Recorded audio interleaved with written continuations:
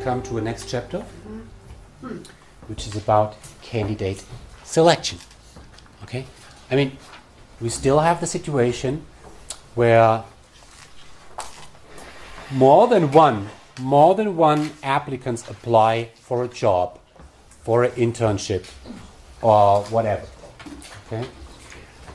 If a company has more than one candidates, more than one applicants, they have to make a choice. Okay? So now we talk about how do companies do this? Yeah? Why do they do interviews? How do they do interviews? Do they use tests? If yes, why? What? And what is the difference between a good test and a worse one? What is an assessment center? All this stuff. I mean, it's relevant to you because you should know this not only because you are a business student, you should know this because you will become a candidate too. Okay? So, these are our leading questions. We will look at the entire recruiting process from the application to the job offer, and we'll have a look at what will happen. Of course, in the first stance, the company will look at the CV, but in the later process, you might be invited to an assessment center. Yeah, we will look at this process, and we will look at how things change along with this process. The question is now, how can a company predict the future performance? And that's what this is what candidate selection is all about. Predicting the future.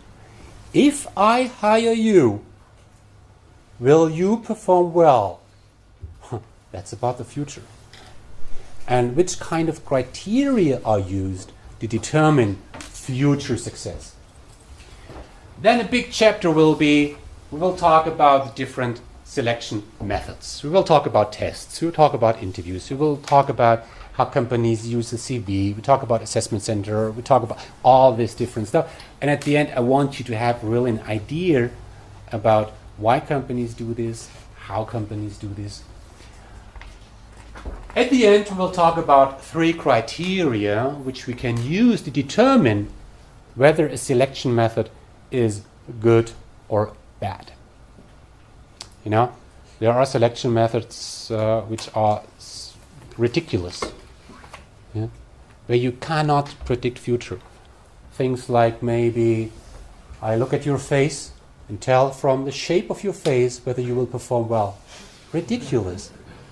Validity, 0. Objectivity, 0. Reliability, 0. So I mentioned all these 3. We will talk about these 3 criteria in more detail. So we'll also talk about statistics then. Okay? So, what is it all about? I have a couple of applicants. Okay? Now, let's imagine I'm in a lucky situation that I offer a job and you all have applied for this job. I can only pick one out of you. So, what I need to do is I can say, well,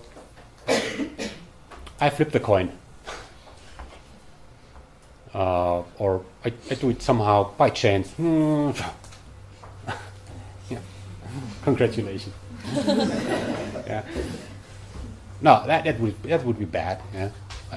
I would like to predict the future.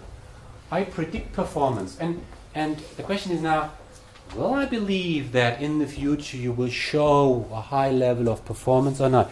If I think that you will perform very well, I will hire you. I hire the one where I think the performance will be the best. That's what I do in the selection process. 1 year later, once I have hired you, I will know whether you have performed well or not. So this is the truth, the actual performance. So we have 4 situations where we can end up. One situation is that I say, well, I don't think that you will perform well, so I reject you. And indeed, if I would have hired you, performance would have been low. That's great. Okay? That was the right negative.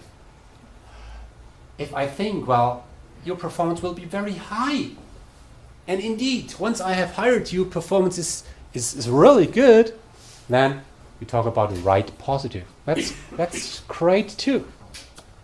I made a right decision to hire you. But what I would like to focus on are, there are two wrong decisions. One wrong decision is, based on what I have learned about you, based on your CV, based on tests and the interviews we did, I predicted that your performance will be low. So I don't hire you.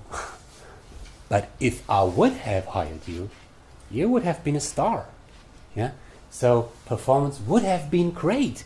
False negative. So this was a wrong decision. I've rejected the wrong one. The other wrong decision is, I predict that you will be a star. You will really outperform. But later on, you end up as somebody we name a warm body. What is a warm body? A warm body is somebody who just has died. Yeah, still warm, but rather passive. Yeah, a warm body. That's also a wrong decision. Which is worse? A false positive, false negative? I think that one. This one. Yeah. Because why? Because this will be a loss of talent, so Yeah.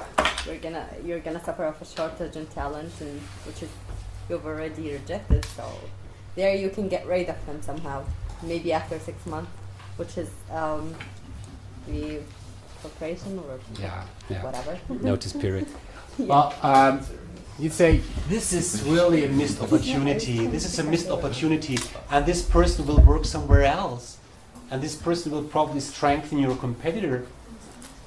While here you say, I can get rid of this person.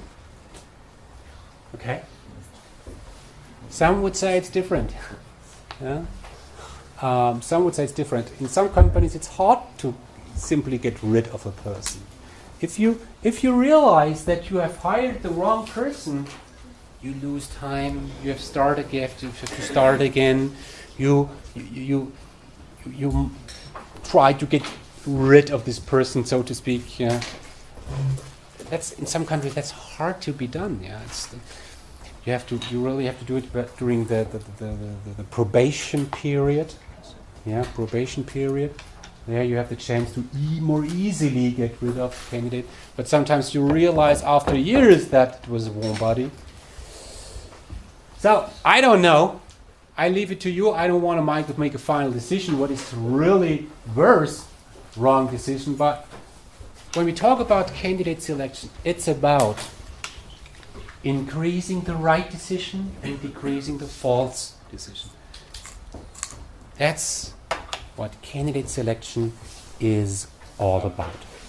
So what do we do in talent acquisition? We fill positions, okay? Empty positions. We name these also vacancies. A vacancy is a position in a company that is approved to be filled, okay? And then all the recruiting efforts take place just to fill a position. To put it very simply. What I want you to see right from the beginning is that there is a difference between a position and a job. I once asked in an exam, what is a job? What is a job? I mean, everybody knows what is a job. But you think that a job is something I go to in the morning and I go home from it in the evening and I get paid for. No, this is not a job. What is a job? A job is defined simply as a set of responsibilities. All right? Well, if you compare me with one of my colleagues, maybe Professor Mergard, our dean, we have the same job. We have the same job, but we don't have the same position. Right? What is a position? A position is, let's put it simply, a position is simply a box in the org chart. It's located somewhere. Yeah?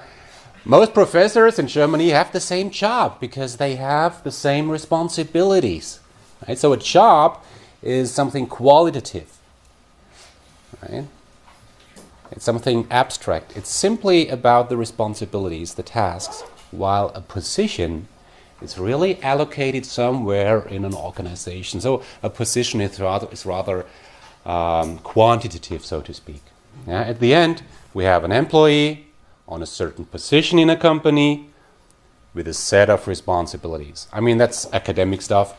I want to start with this, talk about some basic terms. So, when we start a recruiting process, the first question is, of course, what are we looking for, right?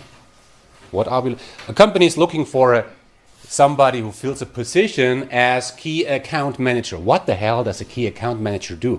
What is the responsibility? What are the requirements for a key account manager? For a SharePoint architecture evangelist? I don't know. Yeah. So what companies very often do is that they start with a job analysis. So let's talk about job analysis for some minutes. Okay. In a job analysis, we simply try to understand the nature of the job.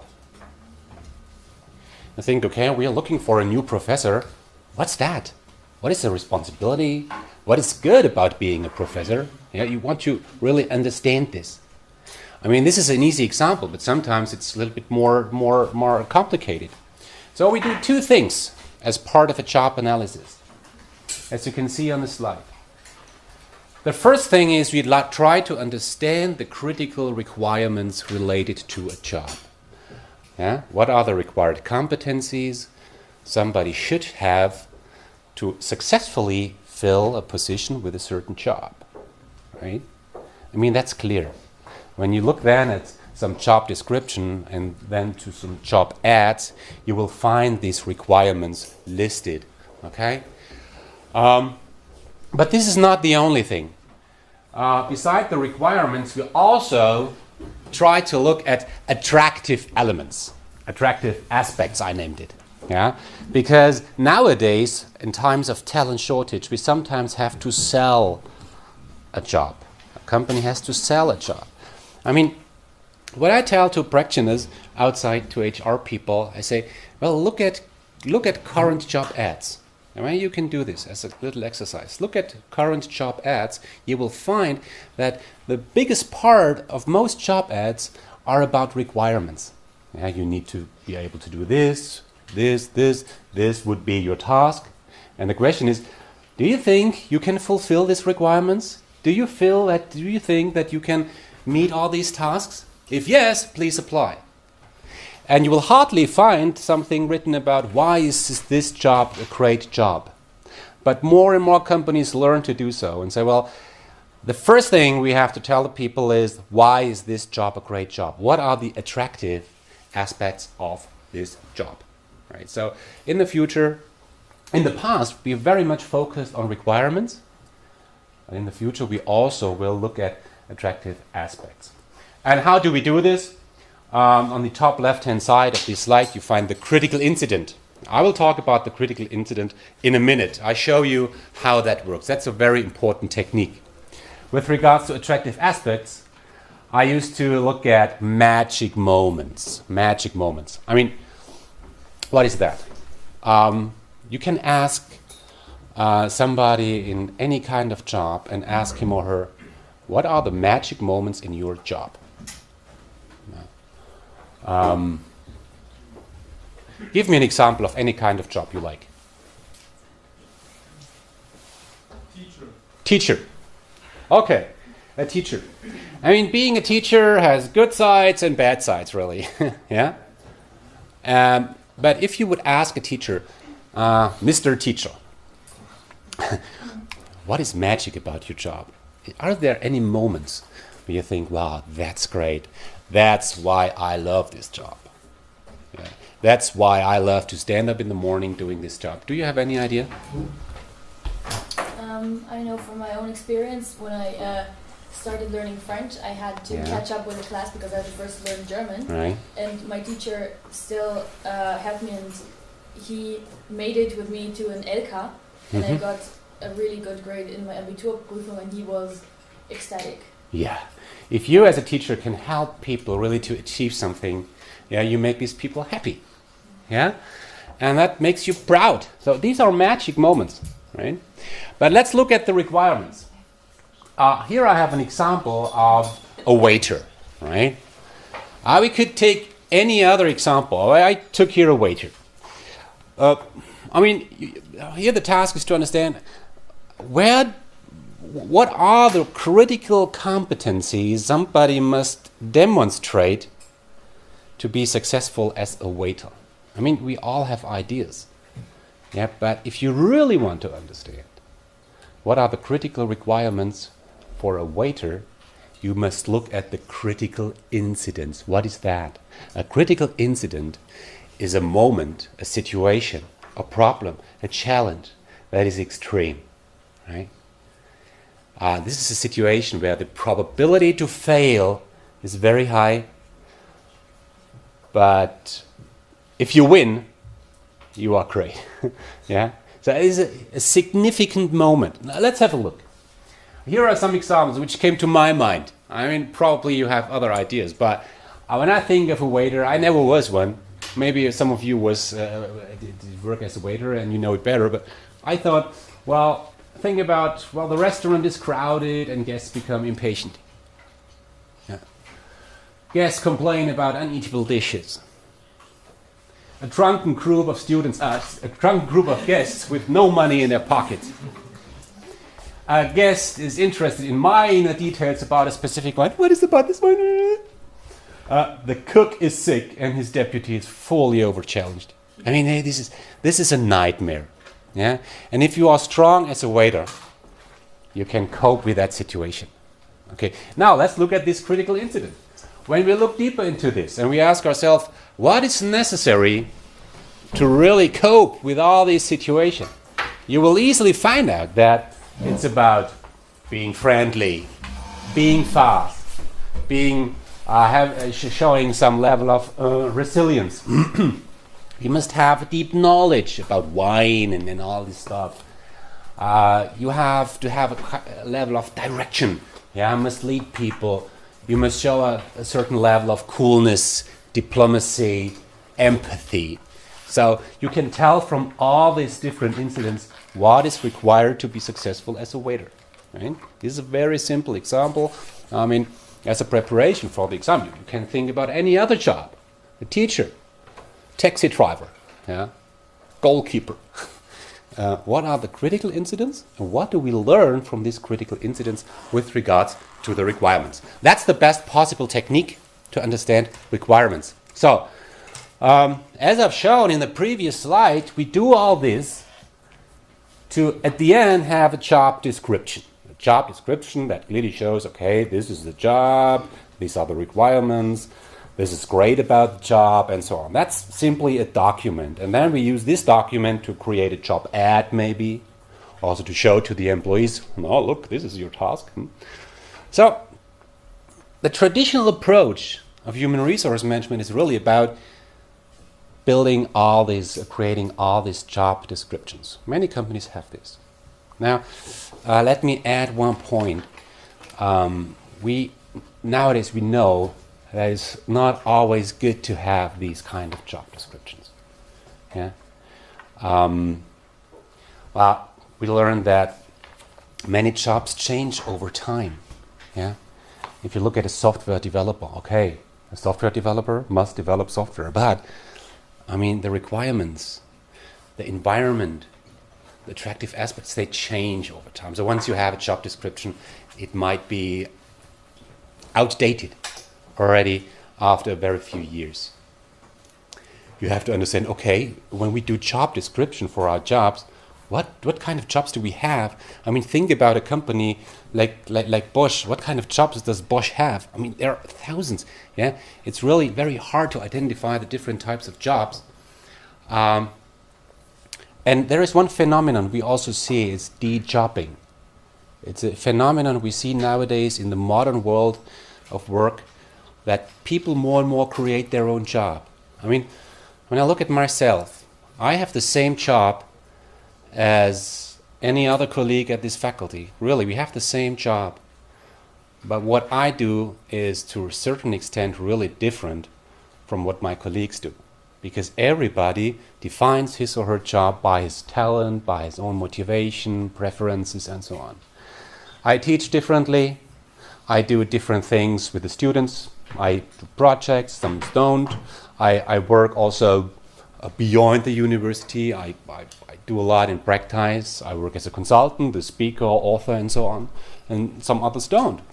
Well, this is something individual. And we find this nowadays, that people define their job by their own, and that's great. Right? Bureaucracy. If you want to have job descriptions for all your jobs, that might lead to a certain level of bureaucracy. But the most important point related to job description is that this is not my job mindset. As you can see on this picture here, this is a good example for this is not my job mindset. Yeah? So if you have a company where people always refer to their job description, the company is a bad situation, really. People constantly say, oh, this is not my job. You asked me to organize the Christmas party. Is that written in my job description? No, so I don't do it. If you have people like this, you're in deep trouble, because successful companies have people that are ready to walk an extra mile.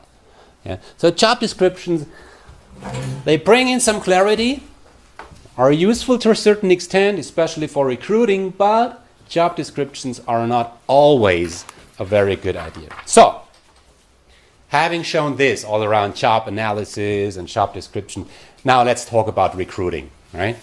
Candidate selection. Here is a candidate. And what I want you to understand is that a candidate or an applicant is something quite complicated. There are many different dimensions. A candidate has certain knowledge, right? A candidate has certain personality, interests, motivation, competencies, talents, expectations towards the job, towards his life, towards the colleagues. Employees have certain attitudes.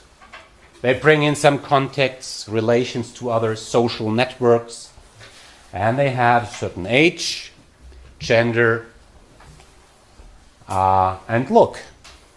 Yeah? So there are multiple facets around one single applicant.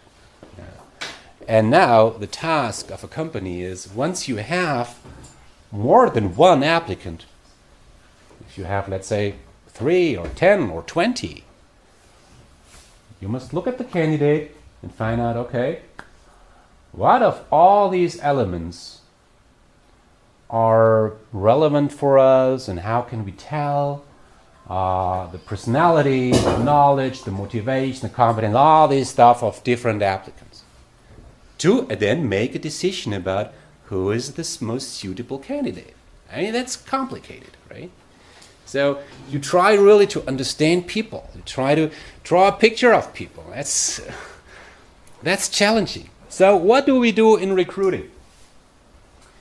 To understand all these different things, we look at certain, let's say, sources, right? Kind of flip back and forth. So if you want to understand something about the knowledge, look at the education. Okay, you want to have certain knowledge in technical fields, okay. You look at what did the candidate study, maybe.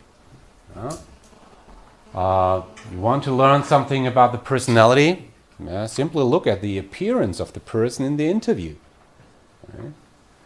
You want to learn something about the competencies of a person, look at the CV. What did this person do in the past? You want to understand something around the talents of a person? We're going to talk about this topic in more detail later. You want to understand the talent of a person, his or her potential? You look at how this person developed in the past, former development. You want to understand about the age, the gender? Well, look at the picture. Now the question, of course, is that relevant? Can you look at the age? Can you look at the gender? Is that allowed, at least in Germany? Can you say, I don't take this applicant because he is too old? Can you say, I don't want this candidate because he's a man? No? You don't say it, but many people do it. They do it, but they don't say it. Oh, that's worse. Yeah. No, the rule is very simple. These criteria must be relevant to the job, right? So, can you ask somebody about his religion? No, you can't. But if you have to fill the position of a pope, you must be Catholic, right? No doubt about it. Yeah, you want to have a model, yeah? Female, you have to have a female, right? Sorry. You know, for some jobs you must be female. Yeah, from some jobs you must be male. For some jobs you must be young. Yeah? But it must be relevant to the job. Okay? I mean, this is a big chapter that relates very much to law. I don't want to cover this in more detail. Okay? So again, we want to understand about these different dimensions, so we use different sources. Yeah. We do interview, we look at the education, the CV, we look at the motivation letter to understand what is the reason why a candidate applied on this job at our company. So, now let's start. Here are two candidates. Candidate number 1. He's an engineer, he's intelligent, he's a team player, he's confident, result-oriented, ambitious and creative. Okay? Great. This is candidate number 2. She's an engineer, she's intelligent, she's a team player, confident, result-oriented, ambitious, creative. Whom should we take?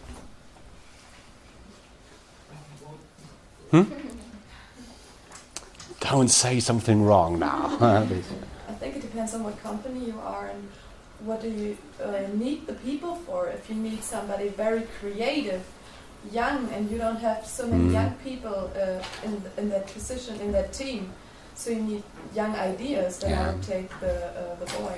Okay. But if I need somebody who already has a lot of experience, I would take her. Yeah. Okay.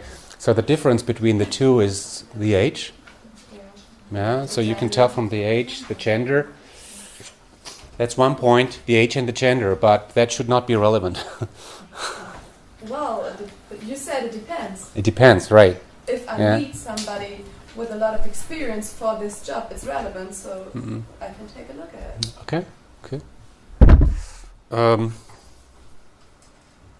Okay. But don't you think that the different attributes, they feel somehow different when I look at this person versus at this person? I mean, both are ambitious. She is ambitious, he is ambitious, but it feels different. Ambitious of a young guy is something different than the being ambitious as a more something wrong, mature, nice-looking lady. She's an engineer. He's an engineer. I'm sorry. Yeah, intelligent. I'm more intelligent, maybe. The point is that when human beings try to make a judgment about other human beings, we try always, unconsciously, to create a holistic picture. It's the person as a whole. We don't look at isolated attributes. Yeah, we make a complete picture. So it's something that relates to, in psychology we name it Gestalt psychology. It's that we always create a holistic picture. So the point is, when human beings make judgments about other human beings, we can't be very rational by nature. Yeah. We are not built, when we can say so, we are not built to be really rational, really objective when we make a judgment about other people, right? So let's have a look at some biases. And this is really important. When a human being makes a judgment about another human being, some typical biases occur, biases that lead maybe to wrong judgments. One is first impression. The first impression is a very important effect. I mean, in earlier days, let's think about it's a couple of thousand years ago, when a person walked through the wood or through the countryside, and it was only countryside, you walk there, and there were not so many people on this world as today, you suddenly meet somebody. The first thing you had to figure out is that person an enemy or not? Yeah? So you really have to make a judgment in very few seconds. And you do this all the time. Whenever you meet somebody in the elevator, you make a judgment. Yeah? Every moment I look into your eyes, I make a judgment. Sorry. The first time I came into this room, you made a judgment about me. Yeah? In very few seconds. And now I fight for hours against this first impression. Yeah? You think I'm a nice guy? No, I'm not. First impression. That's so powerful, but can lead really to wrong implications, right? But also recency effect. Yeah?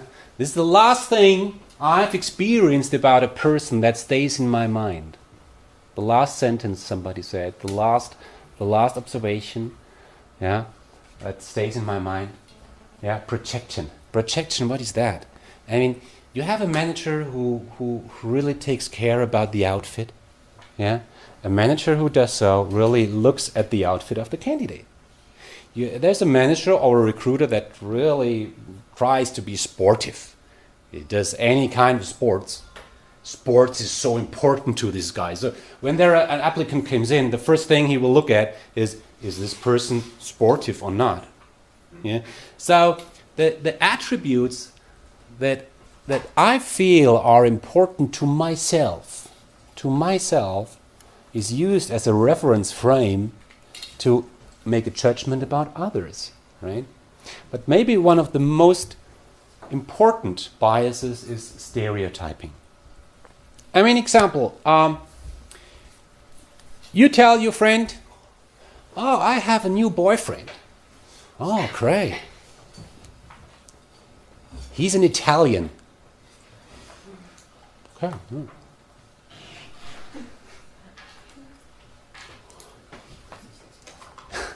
He's from Switzerland. Immediately you draw different conclusions, right? If you like it or not.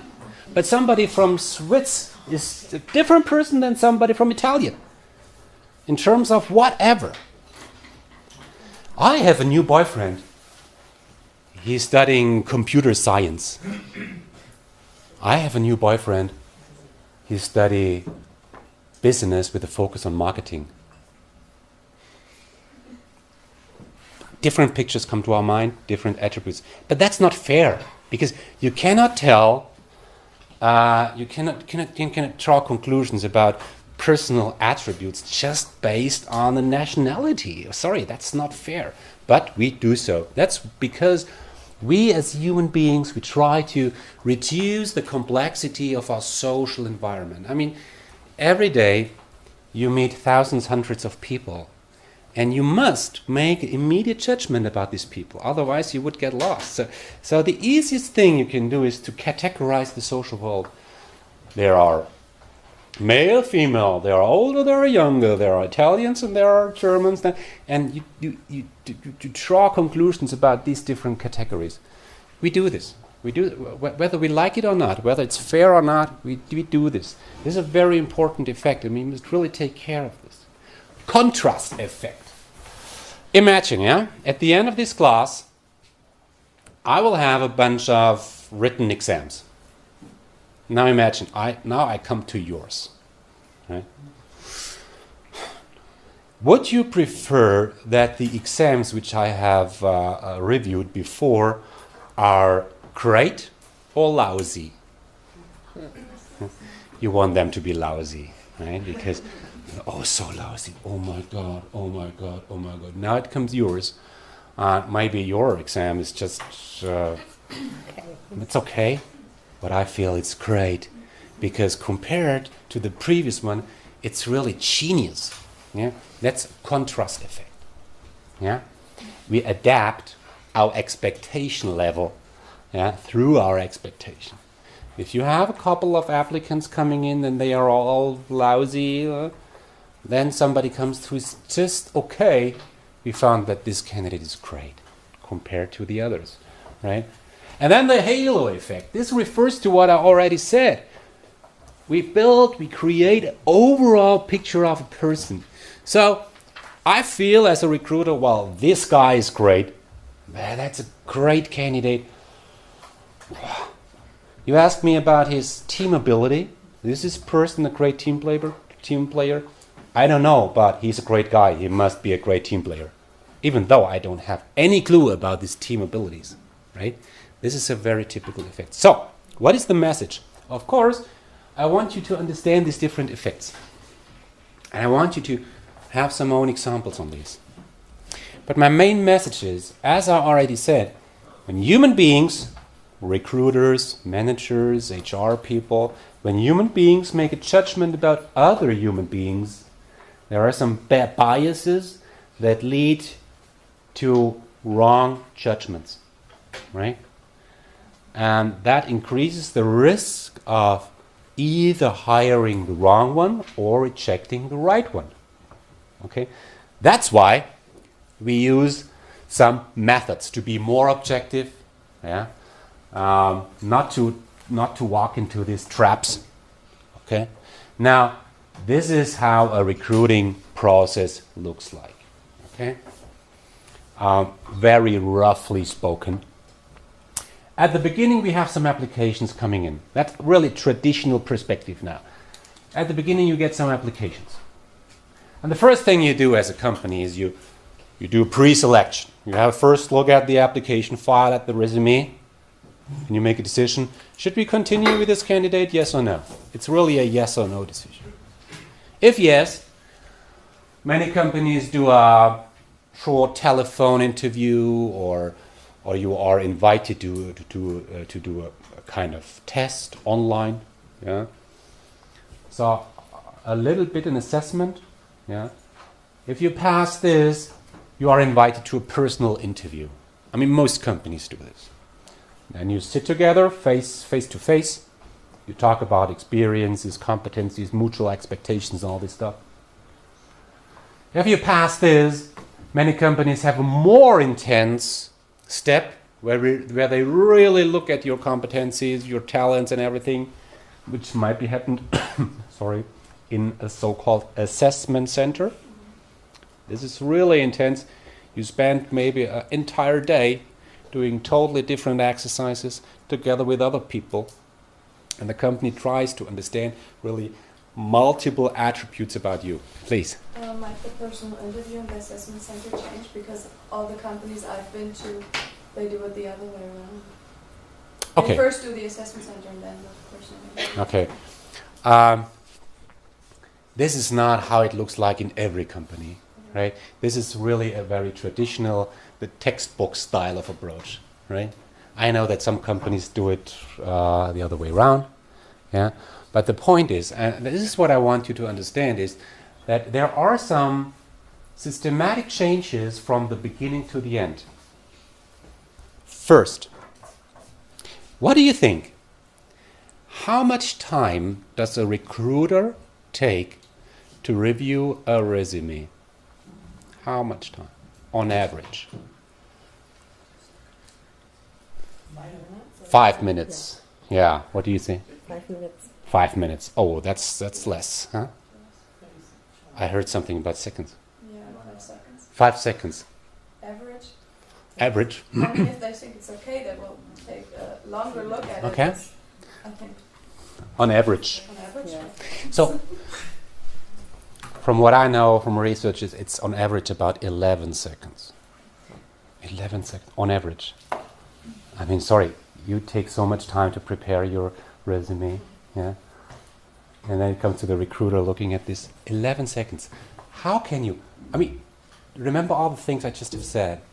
The complexity of a candidate, the judgment biases. How can a person make a judgment about another person in 11 seconds? You can't. You just look at some critical cues. So, you want to fill a position of a software developer, and you have a candidate, and you look at the CV, and you know, an educated, experienced recruiter looks at the CV for a second. He sees, okay, this person had a great career as a gardener. Reject. You know, experienced recruiter can tell within seconds whether there is a chance for this candidate or not. Yeah. But the point is, it's not really valid. It's not so valid. We talk about validity later, what that is, but it means that, is it really the right decision? You can't be sure at this point of time. It's not flipping a coin. It's more than this. But it's a not very valid, reliable, objective method. But the positive thing is, looking at the resume for some seconds, that does not cost much. Yeah, that's really efficient. That's really, so at the beginning of the recruiting process, for many companies, it is about efficiency. Yeah. How many applications does a company get? What do you think? Yeah. You can't know, but there is a rule of thumb. The rule of thumb says that a company gets as many applications in a year as they have employees employed, right? So if you have a company, 2,000 employees, how many applications do they get in a year? Say, roughly 2,000. Is that much? 10 a day. Look at a company like Siemens, 440,000 employees, 500,000 applicants every year. These companies really try to be efficient at the beginning. It's about efficiency. But the more you progress in this process, the less applicants are in play, the less applicants you really consider, and the quality and the cost of the selection method increases. Yeah? While here at the beginning, when you look at the application, it's 11 seconds.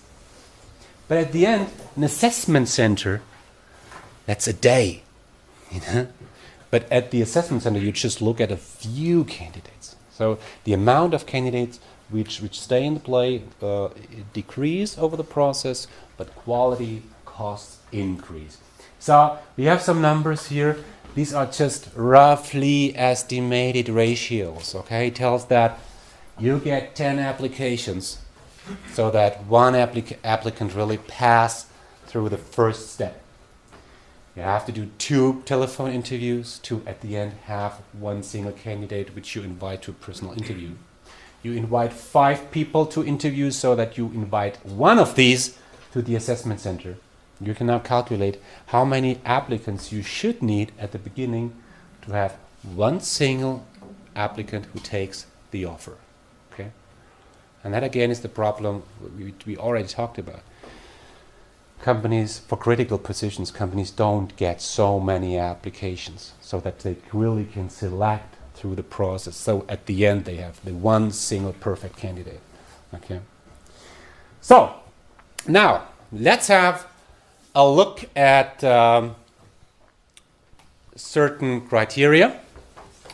And I have prepared a table on 2 slides where I show you an overview about different selection methods.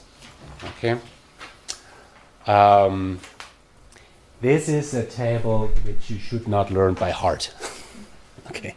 I will not ask you about the size of the circles in these different boxes. Yeah. But you should understand why we believe that an assessment center, for instance, is more objective than an interview. Yeah? But you will be able to do this when you follow my input, my presentation. Okay, so let's look at some of these. We're not going to talk about resumes in more detail. I mean, you know what a resume is. Bewerbungsmappe, or an online application. That's a resume. You know what that is? But then we have tests. We're going to talk about tests in more detail. And when we look at tests, we have two different major categories. One category is about personality test or trait test. So personality. With personality, there is nothing good or bad. Personality is as it is. Yeah. The other category is ability tests. Yeah. Here you can be strong or weak, right? For instance, cognitive ability, intelligence, you can be strong or you can be weak. So we have physical ability tests about your physical power, maybe, yeah. While cognitive tests about your mental capabilities, right? We're going to talk about these different tests and how they work. Biographical questionnaire, that's something very simple. There is one idea behind this. It's based on a very simple but valid law in psychology that says the best predictor for future behavior is what? Is past behavior. That's because we believe that people don't change so much. So if you want to understand how people are going to behave in the future, just look at their past behavior. It's a simple idea. So you want to hire somebody for a sales job, okay? Ask the person about his or her behavior and success and strategies in the past, right? And some companies do this by simply handing over a questionnaire, and you have to describe things, how you dealt with different situations in the past. That's a very simple idea. We're going to talk about the personal interview. I mean, that's the most dominant selection method. I'm going to show you how interviews are structured. What is the difference between a good interview and a bad interview? Right? And we, of course, going to talk about assessment center. Right? On the second table, I have added some more selection methods. For instance, the reference check. Now, reference check. What is that? You simply look at a former colleague or the former supervisor, former manager of a candidate. Here you have a candidate, Bernd. You want to understand more about Bernd? You just figure out with whom Bernd worked with in the past, and you ask these people. Yeah? By law, you have to, the candidate must allow this. Yeah? And then you talk to the people. This is simply look at the reference. Okay? In the United States and in some other countries, we have something which we call a background investigation, background check. So before you hire a person, you check whether the CV is really valid. Was this person really on this high school? Did this person really study on this university? Since 9/11, it became very easy to check all these things. How many years did this person spend in prison, and why?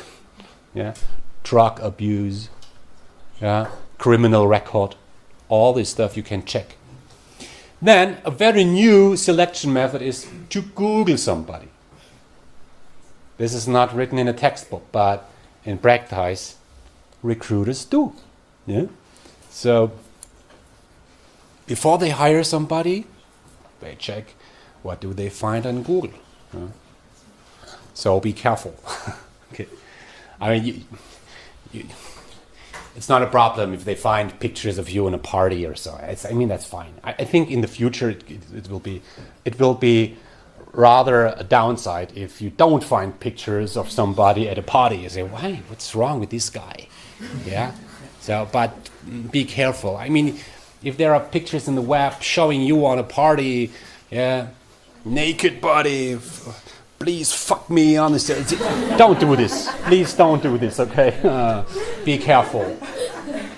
And Big Brother is everywhere. You are Big Brother, Yeah, in my time, we could really have parties. Everything was kept secret, because there was nobody with a smartphone, a cell phone, making photos. Yeah. Now you have to be careful because everybody makes photos of everybody. So, I mean, that's scary. Yeah, and yeah, the HR people will Google you. There are heuristics. But this is not really a selection method, but it's still there. It's there are managers who look at.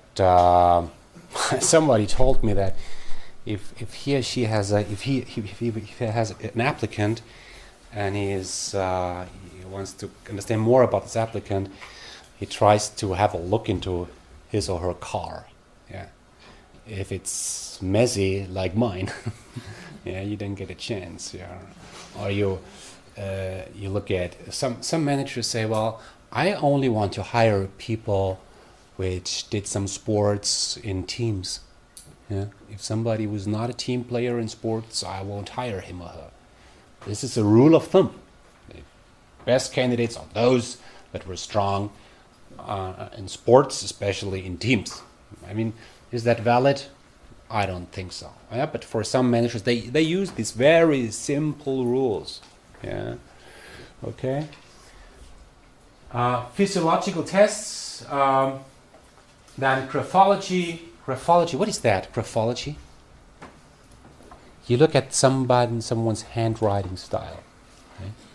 And you tell from the handwriting style about the personality. Is that valid? Can you predict future performance based on the handwriting style?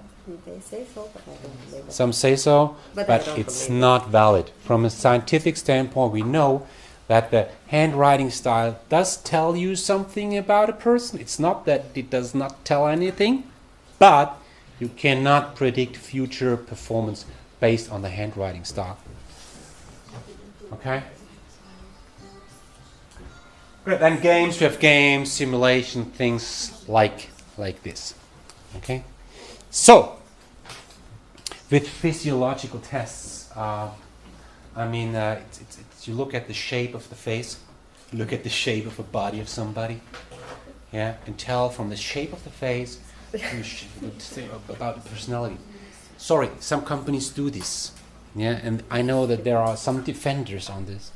So, well, that's really great. We have some methods really to tell from a physical shape about the personality. Sorry, that's crabby.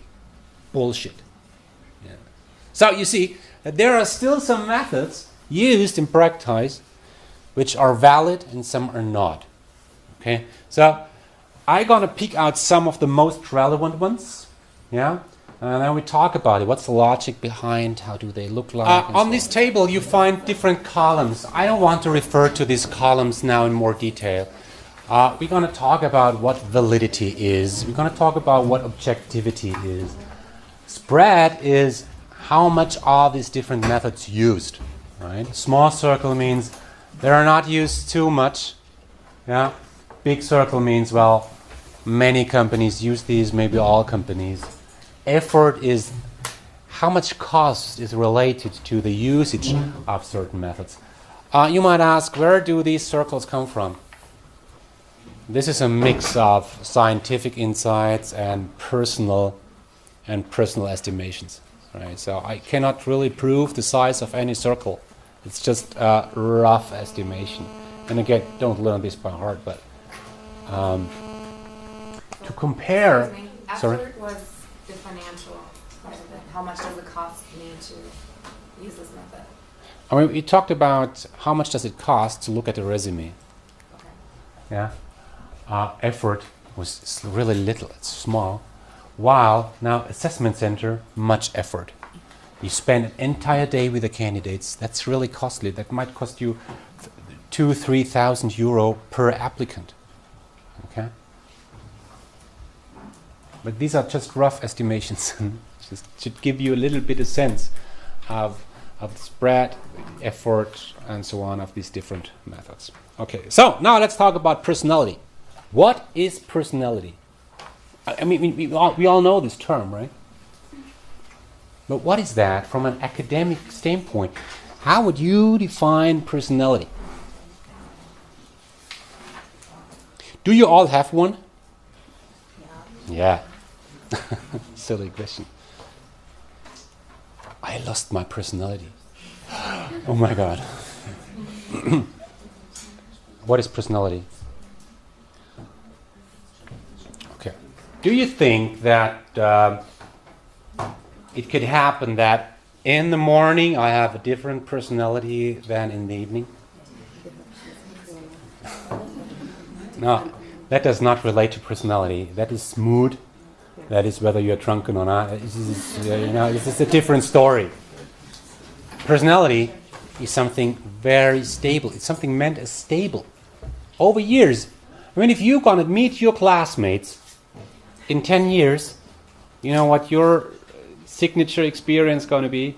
You think, oh, well, my classmate John, now after I meet him 10 years after study, he did not change. Still the same behavior, the same sense of humor, the same bad jokes. This is typical experience that you feel that people don't change. They're very stable on this. And this is personality. Personality is very stable. But still, what is personality? For me, it's the way people handle situations. Yeah, it's the way people handle situation, any kind of situation. Think of a party. I mean, you can predict the people which you know how they're going to behave on a party. Some will be the first on the dance floor. Some will be the last on the dance floor. Some will never, ever enter the dance floor.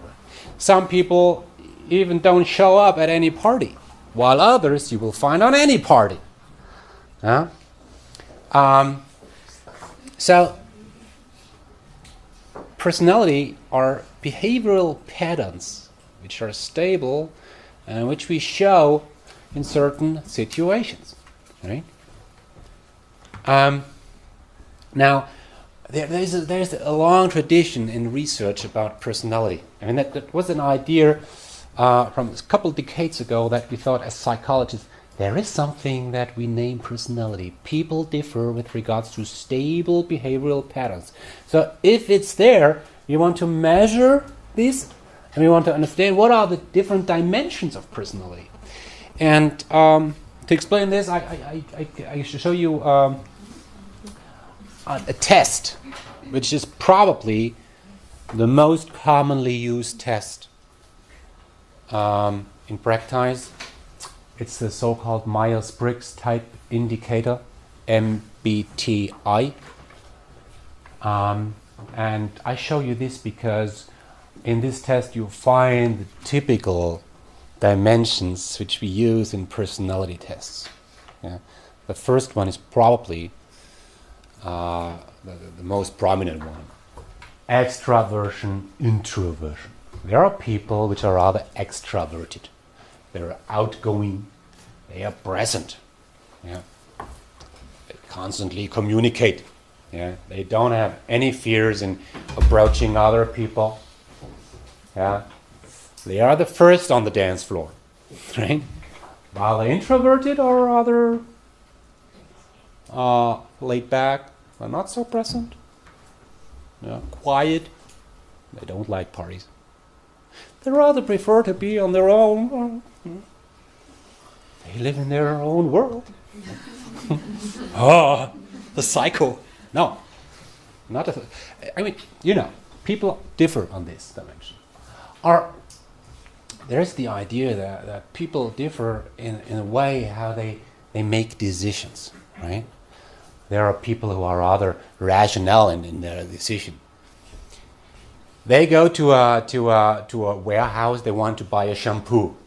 They find they are faced with 30 different types of shampoo.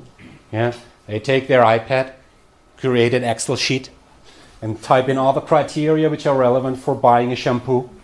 Then they compare the different types of shampoo, and then they calculate the right decision. And after 6 hours, they make a decision. I take this shampoo. This is definitely the best one for me, and I can argue based on 17 criteria. That's very extreme. But there are people who are really structured, think before they act. They don't act spontaneously. When they buy something, they buy a digital cam. They take weeks to really understand what types of... Yeah. They visit thousands of websites. Yeah. While others say, oh, I should buy a digital cam. Take the smartphone, Amazon. Oh, there's one, I like it. Buy. Some decide rather based on what they think. They decide with their brain, while others decide rather based on gut feeling. Bauchentscheidung. Yeah, based on feelings. Yeah. Some are very structured in judging situations and people. Yeah. Others are much more holistic. Yeah. So I just show you because these are typical dimensions which we have. The most important one really, which I want you to understand, is the difference between extraversion, introversion. So what's the problem with personality tests? I mean, just imagine you apply for a sales position, right? And you know that you have to sell. You have to go out, meet people, build networks, convince others, be present. Yeah. And now you have to do this personality test. And you know that at the end, the result must be that the company believes that you are extroverted, because it's better to be extroverted in a sales position, in a sales job, to be more correct. So what will you do? You probably will not answer every question in the right way. I don't want to say that you lie, but try to draw a picture about yourself which is not actually you, but that brings you in a better position, right? But those who have created those tests, they were not dumb. Yeah, so they have included some questions that measure a different dimension. Your tendency to draw a positive picture about yourself. Yeah. So, if you are ever asked in a test a question like, "Did you have you ever stolen something?" What will you add? What will you answer? Yes. You say, please, yes. Yeah. If you say no, you're a liar. Yeah. Now you come and say, but that's true. I've never stolen something. Come on. Never stolen something. Or, if I'd be sure when I use a tram, I will not be controlled, will you buy a ticket? If you're asked something like this, you say no. Because if you say yes, you're sorry. Yeah? You're either idiot or I don't know. Say, but I would buy a ticket because from my ethical understanding.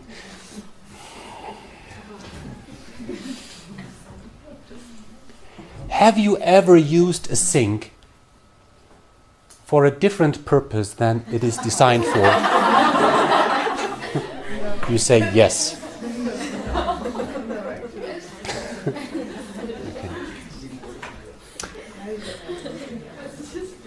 This is an ability test. Now when we talk about ability, aptitude, competence, certain skills. The difference to personality is that there is a strong end and there is a weak end. Well, personality is as it is. There is not that it's a good personality, bad personality. Yeah, it makes no sense. People differ and that's fine. But with abilities, there is a strong end and a weak end. Now, a weak end. This is a test about your ability to concentrate on something. A very simple test. It's genius. The idea was you get a booklet, some pages filled with such kind of weird signs. You find P's, B's, D's, and Q's, right? With 1, 2, 3 lines above, below, above. Your task is that you check all the D's with 2 lines, either both on top, both below, one on top, one below. All the D's, only the D's with 2 lines. Yeah, and you have an entire booklet, and now there are 2 versions. The one version is you have to complete the entire booklet, and then 2 things are measured: how fast were you, and how many failures did happen. Or you have a predefined period of time, let's say 8 minutes. You get the booklet, and let's just check how far you can go and how many failures you make. And then you have tables that clearly indicate, okay, that was your speed, that's the number of your failures, your concentration level is this.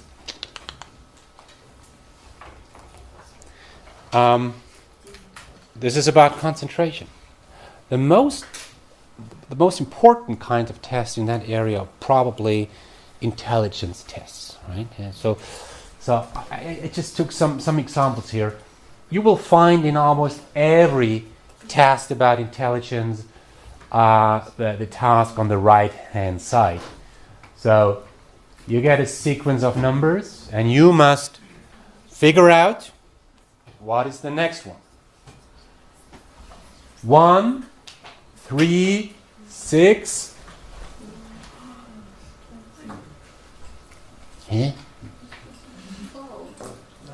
12. What do? You look at the numbers, you try to create a kind of theory. What is the theory behind this logic? You apply this theory for the already existing numbers, and if it works, you use this theory to calculate the next number. So the theory in that case might be, okay, you first add 2, then you add 3, then you add 4. Then the next number is probably 10. Yeah. 3, 5, 8, 13, 21. Now you have to create again a theory. You have to play around in your mind, apply different theories based on the existing numbers. And from there, if you find that this theory is valid, at least for the existing numbers, you apply this theory for the next number, which is what theory? Plus 2 plus 3. 2 plus 3 equals 5, so we add 5. 2 plus 3. Plus 3 plus 5 equals 8, so you add 8 to 13. 8 plus 5 equals 13, so you add 13. That's what I would do. It's not sure. 29. So next So one. you just add the previous number. So from 3 to 5, you add 2. From 5 to 8, you add 3. The 2 Yes. added numbers, you add them up, and you add it to the last Right. number. And you So 34. 34. Right. So that, and at the end, you're going to have a task which you will definitely not complete. Yeah. So it's gonna be more difficult step by step. But there are also other kind of tasks. There is scientific evidence that people who earn more money are often not as happy than those who earn less. Okay, check. Please create much thesis, theories, explanation supporting this finding as possible. Now you have 5 minutes time and you have to come up with explanations. Why is this the case? I mean, that's interesting. Yeah? You are under pressure, under time pressure. Now come up with explanations. Or totally different. Sorry? I said it's not true, but you still can defend it. You think it's not true. That's not true. Yeah, but I still can defend it. Okay. I can come up with That's intelligence. So even though you don't believe in this, you can explain this. Wow. Here is a cube. A transparent cube with a cable enrolled in it. And this is the same cube, but you look at this from a different perspective. So left cube is the reference, and the right one is the same cube. And the question is, do you look on the cube from the left-hand side, from the front? Probably not. From behind, from left, from below, from top. Right? So again, what you must do in your mind is you must be able to rotate this cube, and you must, in your mind, be able to look at the cube from a different angle. And you must draw a conclusion how this cube must look like once you look on it from a different angle. I mean, that's a very complicated process. In your mind. Imagine somebody would need to program a software that just from the picture is able to decide to do this task. You could immediately understand that it's highly complicated. And some people are good in this and some are worse. And in some jobs you really have to have this ability to have a three-dimensional imagination, right? The right one is taken from an intelligent test version which you use for kids, right? It's the same again. It's if you look at this boat and the question is what is wrong with this picture, I mean, you know that, okay, a boat is driving from into this direction. If this is the case, and we can tell this from the water. So if you drive into this direction, the wind comes from front. Yeah. So these clouds and everything, this is the smoke.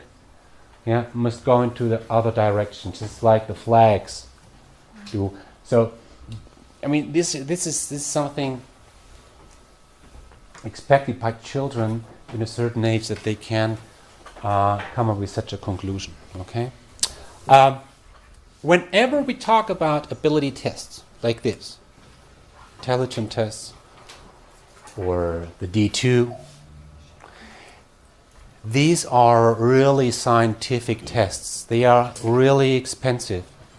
Yeah, don't mess these up with some tests which you might find on Facebook or in some weird journals or so. Yeah, these are really scientific tests. Yeah, and they are created. There's a lot of research behind. Yeah, please. Yeah, but these tests are not only used for concentration tests for employees. They are also used in a seriously psychological IQ test. So people use this test like this D2. I have to do to get my IQ measured. So okay. You have done the D2 as part of the intelligence measure. Okay, I didn't know this. Okay, interesting. Yeah, right. For different purposes, you find tests like this. If you want to become a pilot, you have to do tests like this. If you want to become a physician, yeah, in earlier days in Germany, you had to do this Mediziner test.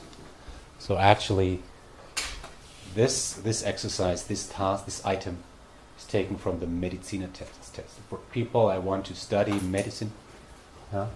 Okay, so for different purposes, for different jobs, for different professional roles, you can take different things. So I just want to show you the typical type of items. Now, as I said, these tests are scientifically designed. There's much effort behind, long years of research. Yeah? And especially intelligence tests are designed in a way that you can really tell from the overall test score how good you are. So, just a question to you. If you have intelligence, IQ, intelligence quotient of 115, is that good or bad?